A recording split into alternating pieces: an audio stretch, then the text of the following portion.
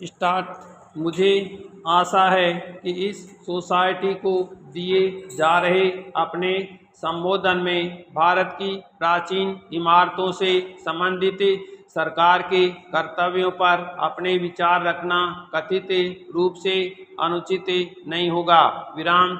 मुझे विश्वास है कि आज के समय में भी जब लोगों के पास विद्वतापूर्ण कार्यों के लिए समय नहीं है और जब स्वतंत्र अध्ययन या शोध भारतीय फैशन से बाहर हो चुके हैं, एशियाटिक सोसाइटी ऑफ बंगाल ने पुरातत्व में अपनी रुचि बनाए रखी है, जो उसके पूर्व प्रकाशनों से कई बार स्पष्ट हो चुकी है और उसकी कई प्रख्यात हस्तियों ने जिसका उन्नयन किया है। विराम। निश्चित रूप से इसी संस्था में जो स्मारकों की प्रतिष्ठित करने का कार्य करती है और जिसने अक्सर महान विद्वानों व सुविख्यात विद्यार्थियों की बुद्धिमत्तापूर्ण बातों को सुना है, ये अमूल्य होगा कि वर्तमान पीढ़ी के सामने एक ऐसे विषय पर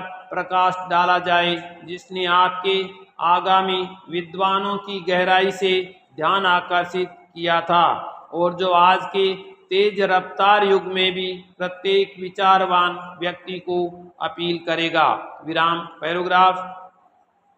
अपने हाल के दौर की अवधि में जिसमें भारत के सबसे प्रसिद्ध स्थलों और सुंदर ऐतिहासिक इमारतों की यात्रा की, नगर पालिकाओं में दिए गए भाषणों में मैंने कई बार टिप्पणी की कि मैं प्राचीन स्मारकों के संरक्षण को सरकार के प्राथमिक दायित्वों में से एक समझता हूँ। विराम। अपने पूर्वजों के प्रति हमारे कुछ कर्तव्य हैं और अपने समकालीनों एवं वंशजों के प्रति भी, बल्कि बाद के दो वर्गों के प्रति हमारा कर्तव्य स्वयं ही पहले के प्रति हमारे दायित्व की पहचान करने की मांग करता है, क्योंकि अपनी पीढ़ी के लिए हम उस विरासत के अभिरक्षक हैं जो हमें पिछली पीढ़ियों द्वारा सौंपी गई है और भावी पीढ़ियां हमें दोष देने में सही होगी यदि हमारी उपेक्षा के कारण वे वही लाभ न उठा सके जिन्हें प्राप्त करने का सौभाग्य हमें मिला है। विराम। इसके अतिरिक्त हम भावी पीढ़ियों से अपने समय की उपलब्धियों, यदि वे सचमुच इस काबिल है कि स्वीकृति की कैसे अपेक्षा कर सकते हैं जब हम हमारे पूर्वजों की उपलब्धियों को हम उतना ही सम्मान न दें। प्रश्नवाचक। ये दायित्व जिस पर मैं जोर देता हूं और जिसे सरकार की ओर से स्वीकार करता हूं। विराम। कई यूरोपीय देशों की तुलना में भारत में और अधिक बंधनकारी है। विराम। वहाँ इस विरासत के उस भाग के अधिग्रहण और संरक्षण के लिए प्रचुर निजी धन उपलब्ध है जो अक्सर निजी स्वामित्व में होता है। विराम। निगम, सोसाइटीज, स्थायी निधियां, न्याय, ये सब मिलकर एक विशाल यंत्र बन जाते हैं जो सरकार को उसके दायित्व के एक बड़े भाग से मुक्त कर देता है। विराम। ऐतिहासिक इमारतों, भव्य गिरजाघरों, अमूल्य कलाकृतियों आदि के बारे में इतना कुछ प्रचारित कर दिया जाता है कि यही उनके अतिक्रमण या क्षय के जोखिम को कम कर देता है। विराम। यहाँ सब कुछ अलग है। विराम। भारत लुप्त राजवंशों, भुला दिए गए राजाओं, सत्ताएं गए या कभी कभी बेइज्जत किए गए पथों के साक्षात अभिलेखों से भरा पड़ा है। विराम। इनमें से अधिकांश स्मारक यद्यपि इसके अपवाद भी हैं, ब्रिटिश क्षेत्र में और सरकारी भूमि पर है। विराम।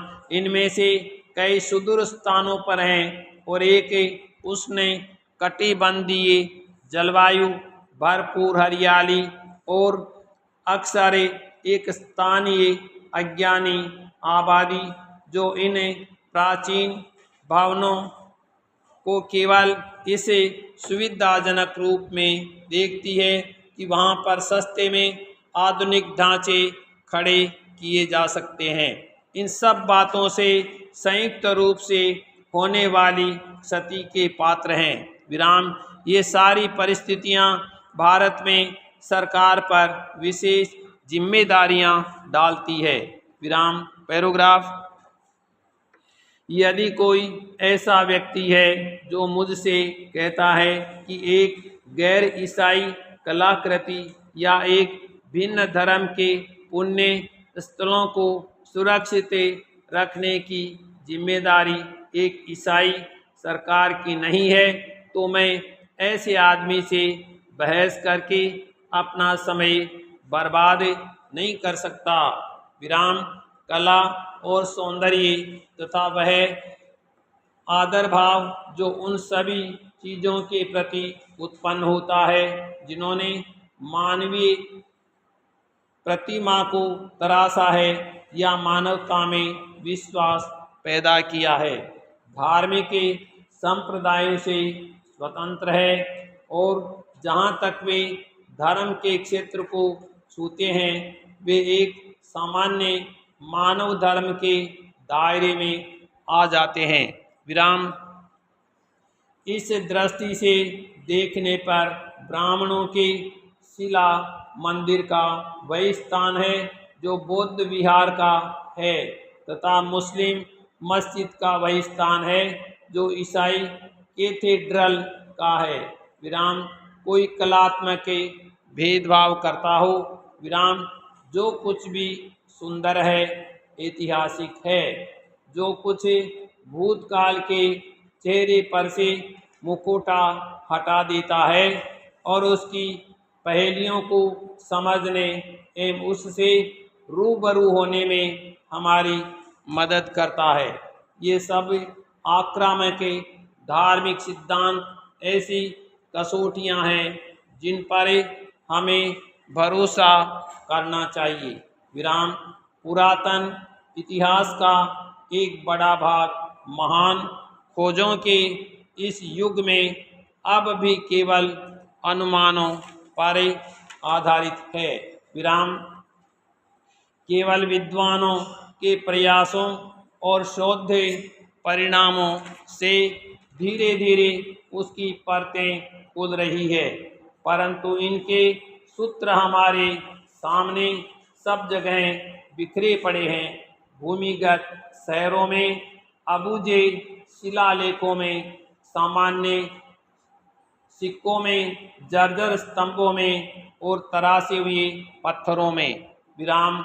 वे हमें आधारभूत जानकारी प्रदान करते हैं जिनसे हमें भूतकाल का इतिवृत्त फिर से तैयार कर सकते हैं और एक बीते युग की नैतिकता, साहित्य, राजनीति व कला को पुनर्जीवित कर सकते हैं। विराम। पैराग्राफ। एसीरियन या मिस्र की या आरंभिक यूरोपीय स्मारकों को प्राचीनता की तुलना में अधिकांश भारतीय स्मारकों की आयु बहुत अधिक नहीं है। विराम। त्रुटि में सुधार के लिए तैयार होकर मैं ये बात कह रहा हूँ, परंतु मेरी धारणा यह है कि भारत का प्राचीनतम तक्षशिला स्मारक सीधी सेची का स्तूप है जिसका शानदार अहाता ईसा पूर्व 3री शताब्दी के मध्य से अधिक पुराना नहीं हो सकता, यद्यपि स्तूप स्वयं इससे पहले का हो सकता है। विराम। उस समय चेल्डियन और नीनेवेह के महल तथा मिस्र के पिरामिड और चट्टानी मकबरे हजारों वर्ष पुराने हो चुके थे। विराम। भारत में एथेंस स्थित पार्थनान जितनी कोई इमारत नहीं है।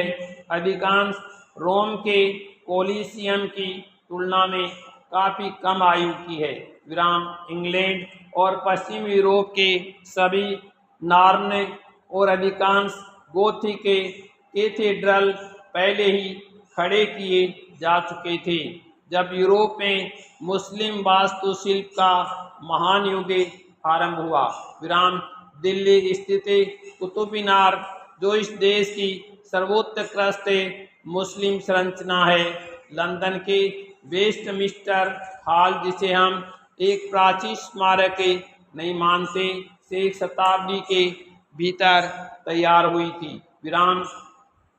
जहाँ तक दिल्ली, आगरा और लाहौर के बाद में बनी अरबी वास्तुशिल्प की शानदार इमारतों का प्रश्न है, ऑक्सफोर्ड और कैम्ब्रिज के कॉलेज, जिन्हें हम इंग्लैंड में एक अस्त होते हुए वास्तुशिल्पीय युग के अंतिम उत्पाद मानते हैं, पहले ही अधेड़ आयु के हो चुके थे जब अकबर और शाहजहां के राजमिस्त्रियों के हाथों से बनकर लख तक तैयार ही हुए थे।